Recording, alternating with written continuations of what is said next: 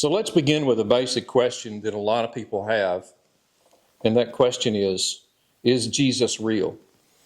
And most people take it for granted, especially those of us who live in this part of the Western world. We take for granted that Jesus is real because that's just what we've always been taught. Most of us were brought up in a family that believed in Christ, that Jesus, there was no question actually that Jesus was real. But as time goes on and we actually are farther away from Christ in terms of history, one of the things is that the question comes up more and more in our minds. Each generation that comes after us is going to be asking that question, is Jesus really real? And so that's what I want us to talk about briefly and try to at least introduce some things that are going to help us determine with certainty that Jesus is a real person. And that's actually where I would like to begin. I'd like to begin with the fact of him being a historical person, someone who actually lived. One of the reasons for that is because everything about Christ and believing in Jesus is based upon historical reliability. When you stop to think about it, how do we know that anyone in history lived and died and did what they did? If you go back to Abraham Lincoln, that's easy to settle because Abraham Lincoln, we have his photographs. We have his speeches. So it's easy for us to go back 150 years. It's easy for us even to go back maybe 250 years. Take, for example, George Washington. How do we know that George Washington was a historical person? We have his writings, of course. We don't have photographs. We do have a painting or two that shows George Washington. But what do we rely upon the most? We rely upon the eyewitnesses, people who knew him, people who served under him. My forefather served under George Washington. I don't have any testimony from him specifically, but there's enough testimony to give us the truth of his being a historical person. But when you go back further into history, it becomes a bit more difficult to do. And when you're going back as far as 2,000 years, some might say it's nearly impossible, but it's not really. Because when we're establishing that Jesus is a real person, we merely need to think about the people and the places and the things that existed at the time in which Christ is said to have been here. So, in the same way in which we would establish that the emperors, for example, that lived during that time existed, they were real people, they governed over the Roman Empire, in the same way in which we would establish that, we can establish that Jesus actually lived. So one of the things is that I like to fall back upon is the history that's recorded at the time. We know that Christ existed, that he lived in that part of the world at the time of the emperors because of their own historians. I'm talking about the Roman historians. The Roman historians wrote about Jesus. They wrote about his crucifixion. They didn't write about what he taught. They simply wrote about the event. Then you have Josephus, for example, who is a Jewish historian who wrote about Jesus and wrote about the things that he said, the things that he taught. And even mentioned some of the miraculous things which would be referred to him by him, I think, as marvelous deeds that he did. Beyond that, we have to go to another source. But without any doubt, Jesus is real. Jesus did live on this earth. He died on a Roman cross. But there's more. There's more. There's much more. Because you see, what happened was that Jesus raised from the dead. So now, what we need to do, once a person is convinced that Jesus really did live and that he died, how do we know that he raised from the dead? That's actually the basis of Christianity. You take away the resurrection of Christ, and you take away the foundation for everything that we believe. And quite honestly, that is what the unbelieving world is trying to do and has tried to do throughout the centuries, is they've tried to remove the historical reliability of the resurrection of Christ. And so the source that we need to go to for that happens to be the New Testament. But let's approach the New Testament not so much as a book that establishes faith, but first establishes fact.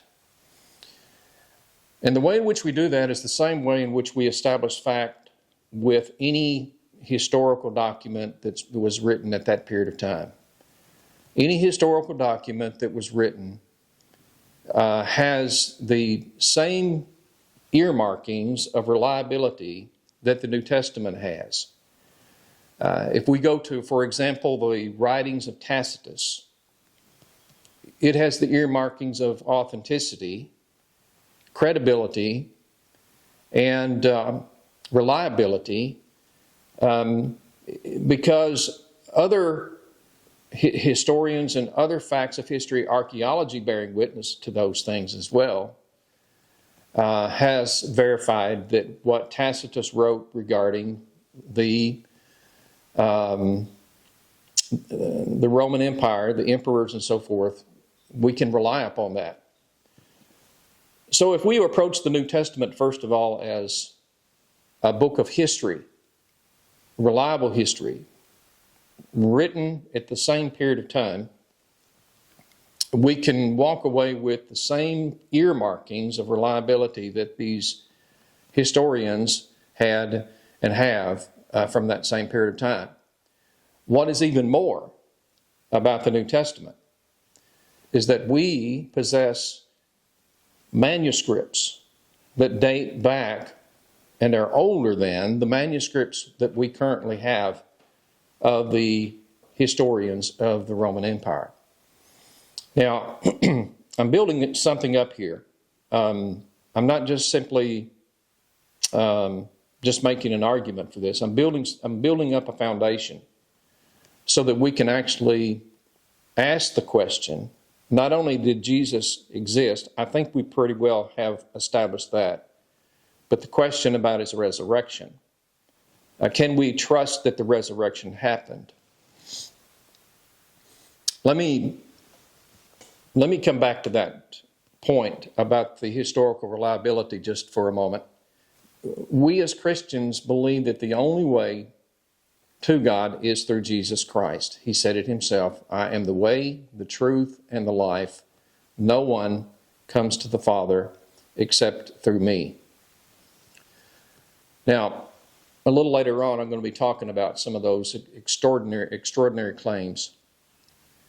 But if we think about what we are trying to establish in this small segment here, we're trying to establish something that the world has not in and of itself established.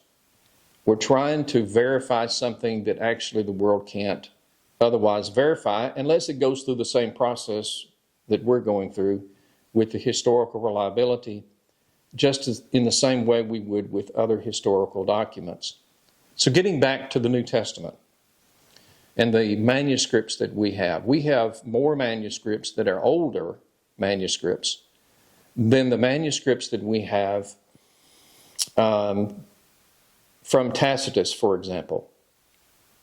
Some of these manuscripts from these historians are 250 years from the originals.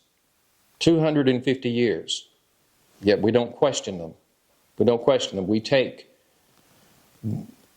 these historians, and even though they're 250 years separated from the original documents, we don't question them. Well, the New Testament is different. It, in fact, is more reliable because we have a multitude of manuscripts. and pieces of manuscripts that tell the same story, that agree with one another, and are only a few years after they were written. The earliest one perhaps maybe is only 30 years after Jesus died and raised from the dead. And so as far as manuscript evidence is concerned, we can go back to those documents much closer to the event than we can from Roman historians, for example, that we don't question. So when we're thinking about this and thinking about the reliability aspect of it, number one, Jesus is real because we know that his existence can be established in the same way as other historical people can be established in ancient history. If we know they were real, they existed, we use the same thing to establish that Jesus existed. So Jesus is real, there's no question. And then second of all, as we are approaching the historical reliability of the question, did Jesus really raise from the dead? We're going to approach it first of all as a historical event, looking at the New Testament first of all as a book of history, not a book of faith. It is a book of faith, but we're going to approach it from a book of fact first. And we can establish that as being a book of fact because of the weight of evidence. I'm going to end it right there, and so we'll pick it up in the next video.